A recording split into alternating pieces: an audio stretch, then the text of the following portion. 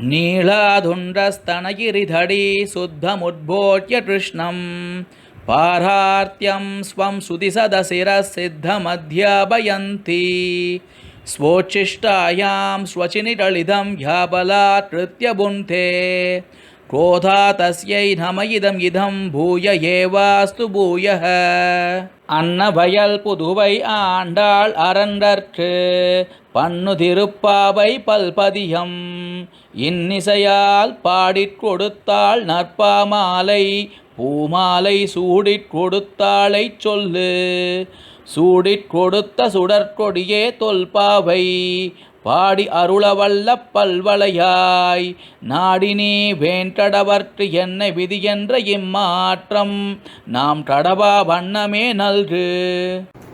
அடியேனின் அன்பான நமஸ்காரங்கள். இப்போ இன்னைக்கு திருப்பாவையும் திவ்யதேசமும் ஒரு நாள் அனுபவிச்சுன்னு வரோம் இல்லையா. இன்னைக்கு 9ஆம் பாசுரம்.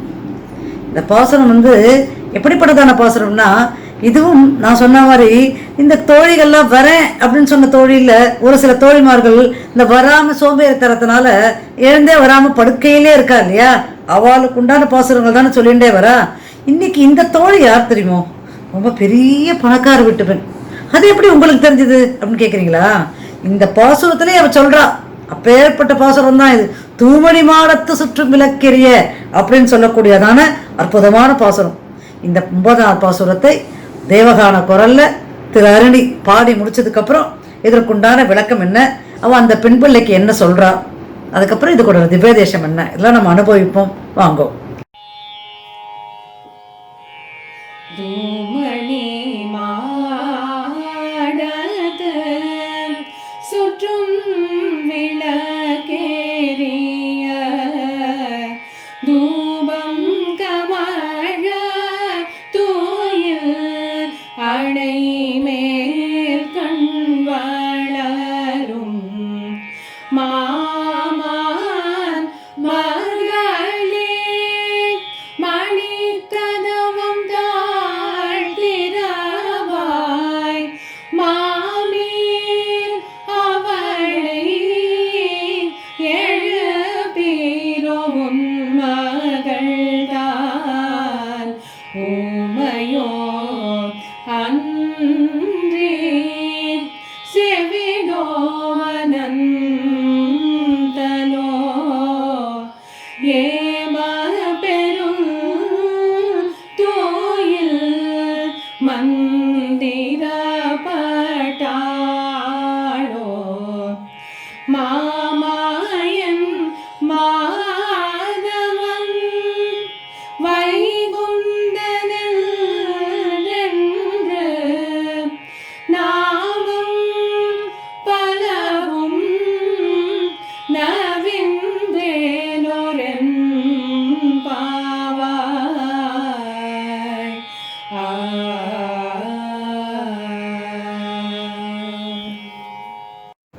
அற்புதமான பாசுரம். இப்போ இந்த இடத்துல நான் சொன்னேன் இல்லையா, தூமணி மாடத்து சுற்றும் விளக்கெரிய எப்படின்னு சொல்லும்போது, தூமணி மாடம், மணி மாடம்ங்கிறது ரொம்ப மிக பெரிய இடம். அதாவது ஒரு ஒரு பேலஸ்ன்னு சொல்லுவா பார்த்தீங்களா, அப்பேற்பட்ட ஒரு பெரிய ஒரு அரண்மனையான ஒரு இடத்துல ஒரு துயில், அதாவது தூங்கின்னு இருக்கிற ஒரு பெண்ணை பற்றி அவ சொல்கிறா, ஒரு தோழிமாரை பற்றி சொல்கிறா. அப்படின்னா இப்போ தூமணி மாடம் அப்படின்னு சொல்லும்போது அவ்வளோ பெரிய பேலஸில் இருந்தால் எவ்வளோ பெரிய பணக்கார பெண் பிள்ளையாக இருக்கணும் இல்லையா. ரொம்ப பணக்காரா தானே அந்த மாதிரி ஒரு பெரிய மணிமாடம் முழுக்கும் விளக்கேறியனா அப்படின்னா, அப்போ அந்த அளவுக்கு மிகப்பெரிய செல்வந்தராக இருக்கக்கூடிய ஒரு பெண்ணை பார்த்து தான் ஆண்டாள் இன்னைக்கு அந்த பாசுரத்தை சொல்கிறா. இதுலேருந்து என்ன சொல்ல வர்றான்னா, அந்த பெருமாளை சேவிக்கிறதுக்கு பணக்காரியாக இருந்தாலும் இல்லை, ஏழையாக இருந்தாலும் பரவாயில்ல, எப்பேற்பட்டவாளாக இருந்தாலும் அவனிடத்துல எல்லாரும் சமந்தான். நாளைக்கு வர அப்படின்னு சொன்னவ யாரா இருந்தாலும், அது செல்வந்தராக இருந்தாலும் சரி, அவள் பெரிய பேலஸில் சுற்றும் விளக்கெறிய அளவுக்கு சுற்றூர எல்லா விஷயங்களும் அவளுக்கு இருக்கிற அளவுக்கு எப்பேற்பட்டவளாக இருந்தாலும் அவளையும் ஆண்டாள் விட்டு வைக்கல. நீ எப்படி வேணா இரு, ஆனால் நீ என்ன சொன்ன நேற்றுக்கு கண்டிப்பாக வர அந்த கண்ணனுக்கு நோன்பு இருக்கிற அவனுக்கு பறைப்பாடுன்னு சொன்னியோன்னோ, இப்போ நீ வந்து தானே ஆகணும் அப்படிங்கிறதான பாசனம் தான் இது.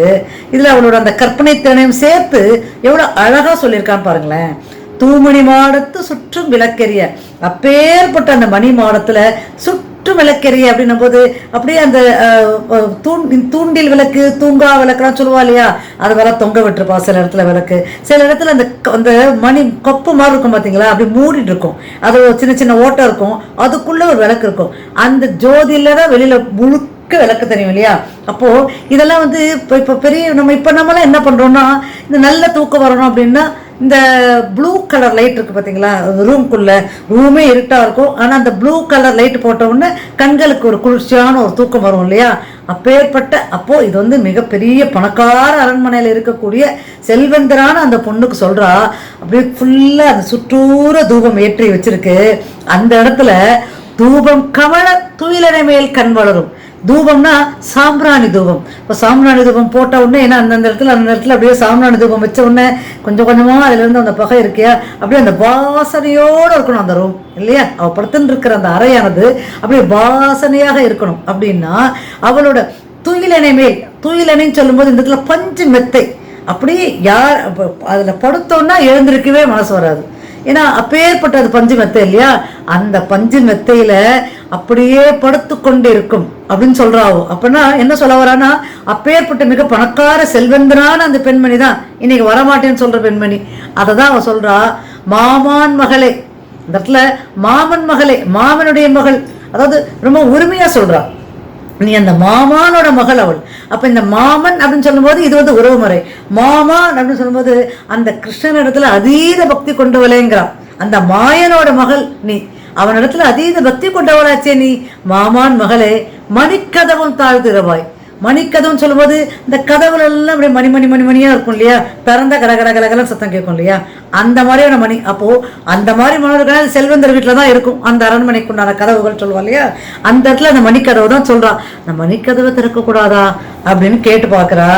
ஆனால் அவள் எங்கே எழுந்திருக்கிறா. ஏன்னா அவள் இதெல்லாம் அவளுக்கு வந்து இந்த வெளியில் என்ன நடக்கிறது, என்ன மணி, அதை பற்றிலாம் ஒன்றும் இல்லை. நல்ல சுகமான தூக்கத்தில், ஏன்னா பஞ்சு மெத்தையில் சுற்றும் தூபம் கமிழ, ஏன்னா அந்த மயக்கத்தில் இருக்காவோ. அந்த விளக்கெல்லாம் அமைதியான ஒரு அப்படியே தூக்கத்தை வர வைக்கக்கூடிய ஒரு விளக்குகள் எரிய வச்சுட்டு அந்த இடத்துல தூபம் நன்னா போட்டு அந்த மெத்தை மேலே ரொம்ப அயர்ந்து தூங்குறான். டீப் ஸ்லீப் அப்படின்னு பார்த்தீங்களா, எதுவுமே இல்லை, நிச்சலமான தூக்கம். அந்த மாதிரி ஒரு அற்புதமான தூக்கத்தில் இருக்கா. அவளை தான் அவள் எழுப்புறான். ஏன்னா இவ வந்து சாதாரணமாக இருந்தால் அதுவும் பொழுது பிறந்துட்டு இந்த அரகுற தூக்கத்தில் இருக்கிற போன பாசங்களும் நம்ம பார்த்தோம் இல்லையா. அவள் கொஞ்சம் அரகுற தூக்கத்தில் இருந்தவா. அங்கே இருக்கா பாரு, இங்கே வந்திருக்கு பாரு, இங்கே குயில் கூவுறது பாரு, இங்கே மயில் ஆடுறது பாருன்னு சொல்லிட்டு இருந்தா இவளுக்கு அது தெரியவே தெரியாது. ஏன்னா இவன் ரொம்ப சுகமான தூக்கத்தில் இருக்காளே. அப்பேற்பட்ட பெண்ணை தான் நீ எழுப்புறான். அப்ப என்ன சொல்ல வரான்னா, ஆண்டாள் எப்பேற்பட்ட தூக்கமா இருந்தாலும் எப்படிப்பட்டவளாக இருந்தாலும் கண்டிப்பாக இந்த மார்கழி மாதத்துல அவனுக்காக எழுந்திருக்கணும், அந்த நாராயணனை பறைப்பாடணும் அப்படிங்கிறது அவருடைய தீர்மானமான குறிக்கோள். அதை தான் இந்த இடத்துல எடுத்து சொல்றா. அப்போ சொல்றா, அவளோட அம்மா இருக்கா இல்லையா, யாரு, அந்த பொண்ணோட அம்மா, அவளை மாமீர் மாமி அப்படி கூப்பிடுறா. மாமி அவளை எழுப்ப மாட்டீங்களா, நீங்க கொஞ்சம் எழுப்பக்கூடாதா, இப்படி தூங்கிட்டு இருக்காளே, அவளுக்கு இத்தனை வசதிகளை பண்ணி கொடுத்துட்டீங்கோ, அப்புறம் அவள் எப்படி எழுந்திருப்பா, கொஞ்சம் எழுப்பக்கூடாதா அப்படின்னு கேட்குறா. அந்த மாமிக்கு கஷ்டம்தான். ஏன்னா இவ்வளோ பேர் வந்திருக்கா, அவளை எழுப்பின்னு இருக்கா, எழுந்துக்க மாட்டேங்கிறாளே, டீப் ஸ்லீப்ல இருக்காளே அப்படின்னு அவளும் கொஞ்சம் கஷ்டம் தான். எழுப்பி தானே அனுப்பணும், கஷ்டப்பட்டு எழுப்பி அனுப்பணுமே. காலையில இந்த குழந்தைங்களை ஸ்கூலுக்கு அனுப்புறதுக்கு ஒவ்வொரு தாய்மார்கள் எவ்வளோ கஷ்டப்படுவா இல்லையா. ஏன்னா அந்த குழந்தைங்க டீப் ஸ்லீப்ல இருக்கும், அதுங்களை கஷ்டப்பட்டு எழுப்பி தான் ஆகணும், அவள் பள்ளிக்கு போய் தான் ஆகணும் இல்லையா. அப்போ அதுக்கு எவ்வளோ கஷ்டப்படுவாளோ அந்த கஷ்டம் தான் அவளும் பட்டா. அவளாலே முடியல, அவள் என்ன பண்ணுறது அப்படின்னு பார்க்கும்போது அப்போ கேட்குற ஆண்டாள், உன் மகள் ஊமையா, அவளை நீ நீ ஊமன் பொதுவாக சொல்லும்போது டஃப் அண்ட் டெம்புன்னு தான் சொல்லுவா இல்லையா. ஏன்னா கொஞ்சம் ஊமையாக இருக்க வாழ்க்கை, காதும் கொஞ்சம் கேட்காது இல்லையா, அது இயற்கை தானே. அதனால் உன் மகள் என்ன ஊமையா, இல்லை உன் மகள் என்ன செவிடா, பேச மாட்டாளா, நாங்கள் சொல்கிறது அவள் காதில் விழாதா, நீ கொஞ்சம் சொல்லக்கூடாதா. ஆனந்தலோ, இதில் இந்த இடத்துல அனந்தலோன்னு சொல்கிறா பார்த்தீங்களா. அனந்தலோன்னா பொறுமையை எழுந்திருக்கவே முடியாத படைக்கு அப்படியே அந்த தூக்கத்திலே அந்த மன தூயிலேயே அப்படியே சிக்கின்ட்டாளா ஒரு வேலை. அது போலவே அந்த சேற்றுல சிக்குவா இல்லையா, அதை மாதிரி அவள் சிக்கின்ட்டாளா, அதனாலதான் உன்னால அவளை எழுப்ப முடியலையா அப்படின்னு அந்த மாமியை பார்த்து கேட்கிறா. ஊமையோ செவிலோ அன்றி அனந்தலோ அப்படின்னு கேட்கிறா. ஏமை பெருந்துயல் மந்திரப்பட்டாலோ, ஏன்னா இந்த மந்திரங்கள் யாராவது மந்திரம் சொல்லிட்டாளா, நல்ல தூக்கத்துக்கு இந்த மந்திரத்தை சொல்லு, எழுந்திருக்கவே முடியாத அளவுக்கு தூக்கம் வரும் அப்படின்னு யாராவது சொல்லிட்டாளா, அந்த மாதிரி மந்திரத்துக்கு எதனா கட்டுப்பட்டுட்டாளா, ஏன்னா மந்திரத்துக்கு கட்டுப்பட்டுட்டோம்னா தூக்கம் வராதே, அந்த மாதிரி எதனா ஆச்சா அப்படின்னு இந்த இடத்துல கேட்குறா ஆண்டாள் நாச்சியார். இந்த மாதிரி தூங்குறாரே இது உனக்கே நன்னா இருக்கா? மாமாயன், மாதவன், வைகுந்தன், எப்பேற்பட்ட திருநாமங்கள் அவனுக்கு. மாயன், மாயனுக்கெல்லாம் மாயனவன். அந்த மாயன் மாதவன், தவம் செய்தாதான் அப்பேற்பட்ட பெருமாளை நம்ம அடைய முடியும். மாதவன், வைகுந்தன், அந்த வைகுந்த ஷீராப்தியில அச்சரமான இந்த சயன திருக்கோலத்தில் இருக்கானே அந்த வைகுந்தன். எப்படி நிறைய நாமங்கள் இருக்கே அவனுக்கு. இந்த நாமங்கள் எல்லாம் பறக்க சொல்லணுமே, அதுக்காக தான் நாங்களை எழுப்புறோம். நீ எழுந்திருக்க கூடாதா? இப்பேற்பட்ட அந்த பகவானோட நாமங்களை பறக்க சொல்ல வேண்டாமா? வா, எல்லாரும் எழுந்திருக்க, எல்லாரும் வந்தாச்சு, நீயும் எழுந்து வா அப்படின்னு சொல்லக்கூடியதான ஆச்சரியமான 9ஆம் பாசுரம். இதுதான் இந்த பாசுரத்தோட விளக்கம். சரி, இந்த பாசுரத்துக்கு உண்டான திவ்ய தேசம் எது? ரொம்ப ஆச்சரியமா இருக்கும். இந்த திவ்ய தேசம் நீங்க கேள்விப்பட்டோன்னா ஆண்டாள் இந்த அற்புதமான பாசுரத்துக்கு எந்த திவ்ய தேசத்துக்கு மங்களாசாசனம் செய்திருப்பன்னு தெரியுமோ? 32வது தேசமான திருமணிமாட கோயில் அப்படிங்கிற ஆச்சரியமான திவ்ய தேசம். அதே இந்த பாசுரம்னா சொன்னால அந்த ஆட்சியர், அந்த பெண்ணாகப்பட்டவள் மிக மணிமாடத்துல இருக்கக்கூடிய பெண். மணிமாடத்துல இருக்கக்கூடிய பெண் அப்படின்னா மணிமாடத்துல இருக்கக்கூடிய அந்த பெருமாளை எப்பவும் நினைச்சுட்டு இருக்கிற பெண். அதனாலதான் அவளை போய் எழுப்புறாவ. அப்ப அந்த மணிமாடத்துல இருக்கிற அந்த பெருமாள் யாரு? திருமணிமாட கோயில் அப்படின்னு சொல்லக்கூடிய ஆச்சரியமான திவ்ய தேசம். அதுதான் ஆண்டாள் மங்களாசாசனம் செய்திருப்பாள். சரி, இந்த திவ்ய தேசம் எங்க இருக்கு அப்படின்னா, இந்த திவ்ய தேசம் வந்து திருநாங்கூர் அப்படின்னு சொல்லக்கூடிய அந்த திவ்ய தேசங்கள்ல வரக்கூடிய ஆச்சரியமான ஒரு பெருமாள் கோயில். இப்போ இந்த இடத்துல பெருமாளோட திருநாமம் என்ன தெரியுமோ? நாராயணன் அப்படிங்கிறது அந்த பெருமாளோட திருநாமமே. அந்த நாராயணனுக்காக தான் பறைசாற்ற சொல்றாவ.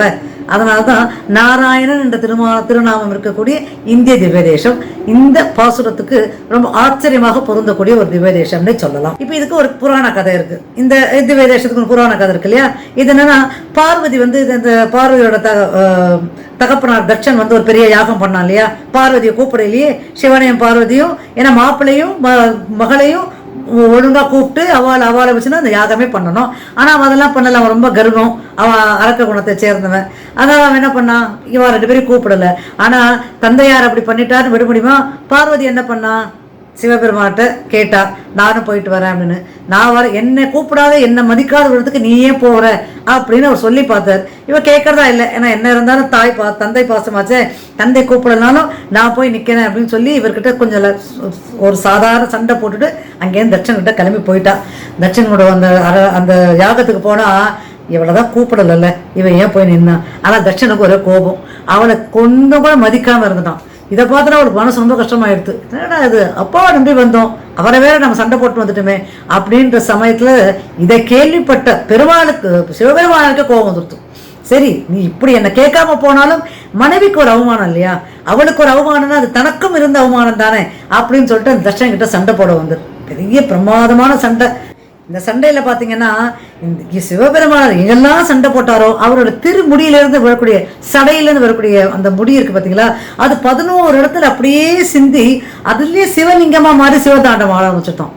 இதை பார்த்த உடனே தேவர்களுக்கெல்லாம் பயம் வந்துருத்தோம். என்ன இப்படி இருந்தா, ஏன்னா உலகமே இது மாதிரி ஆட்ட கண்டு போயிடுமே, பெருமாள் இப்படி ஆடுறாரே அப்படின்னு நினைக்கும் போது அது உடனே நாராயணன் தான் வருவான். ஏன்னா நாராயணன் தானே எல்லாத்துக்குமே காப்பாற்று வருவார். அவர் தானே சிவபெருமானரையும், சிவபெருமான அவர் சொன்னா சிவபெருமானார் கேட்பார். உடனே சிவபெருமான் நாராயணன் போய் சொன்னா நாராயணனும் வந்தார். சிவபெருமானருக்கு எடுத்து சொல்லி, இந்த மாதிரி கோவப்படாத அப்படின்னு எடுத்து சொல்லி 11 சிவலிங்கங்கள் எங்கெல்லாம் தோன்றித்தோ அங்கெல்லாம் 11 நாராயண சேவையும் நாராயண வடிவங்களும் தோன்றிடுது அப்படின்னு சொல்லக்கூடிய ஆச்சரியமான திவ்ய தேசம் தான் இந்த இடத்துல. 11 பெருமாள் கோயில், 11 சிவன் கோயில் இருக்கக்கூடிய அற்புதமான திவ்ய தேசம் இது. அதுக்கு இதுதான் காரணம். இப்போ இந்த இடத்துல பெருமாள் வந்து பார்த்தீங்கன்னா பத்ரி நாராயணர் அப்படிங்கிற அந்த நாராயணன் திருநாமத்தோட தாமரை மேல அப்படி அமர்ந்த திருக்கோலத்தில் இருந்திருப்பார். இந்த கோயிலில் பெருமாள் 3 திருக்கோலத்தில் இருக்கார். அனந்த சயனம், நின்ற திருக்கோலம், கிடந்த திருக்கோலம், அதாவது அமர்ந்த திருக்கோலம். இந்த 3 திருக்கோலத்திலும் காட்சி கொடுக்கக்கூடிய ஆச்சரியமான பெருமாள். இவருடைய தாயார் யார் தெரியுமோ? புண்டரீகவல்லி தாயார் அப்படின்னு சொல்லக்கூடிய ஆச்சரியமான தாயார். இந்த திவ்யதேசோட திருநாமம் என்ன? திருமணி மாடக்கூடம் இல்லையா? அதனால இந்த இடத்துல அழகிய மாடங்களோடு கூடிய பெரிய பெரிய வீடுகள் இருக்கக்கூடிய அற்புதமான ஸ்தலமானது. அதனால இது திருமணி மாடக்கூடம் அப்படின்னு சொல்லக்கூடிய திவ்ய தேசம். இங்க வந்து நாராயணன் வந்து 10 திருமேனிகளை எடுத்துட்டு ஒரே திருமேனியில காட்சி கொடுத்தவர். அப்படின்னு சொல்கிறான். இங்கே கருட சேவை வந்து ரொம்ப பிரமாதமாக ஆச்சரியமாக இருக்கக்கூடிய திவ்யதேசம். திருமங்கையாழ்வார் இந்த திவ்யதேசத்திற்கு அற்புதமாக மங்களாசாசனம் செய்திருப்பார். இது வந்து ஒரு 1000-2000 வருஷங்களுக்கு முன்னாடியே திவ்யதேசம். ஏன்னா ஆழ்வார்கள் காலத்திலிருந்து மங்களாசாசனம் பண்ணப்பட்டது இல்லையா, அவளோட காலமே ஒரு 3000-4000 காலத்துக்கு முன்னாடி தானே. அப்பேற்பட்ட அற்புதமான திவ்யதேசம் தான் இந்த திருமணி மாட கோயில் அப்படி சொல்லக்கூடிய திவ்யதேசம். கண்டிப்பாக ஆண்டார் இந்த திவ்யதேசத்திற்கு மங்களாசாசனம் செய்திருப்பல் இந்த பாசுரத்தின் மூலியமாக அப்படிங்கிறதுல எந்த சந்தேகமும் இல்லை. உங்களுக்கு எதனா திவ்யதேசம் தெரிஞ்சால் தயவு செய்து இந்த கமெண்ட் பாக்ஸில் போடுங்கோ. நாளைக்கு 10ஆம் நாள் பாசுரத்தோட இதே 6 மணிக்கு உங்களை வந்து சந்திக்கிறேன். அடியேனே நமஸ்காரங்கள். கவிதார்க்க சிம்மாய கல்யாண குணசாலினி ஸ்ரீமதே வெங்கடேஷாய வேதாந்த குரவே நமக.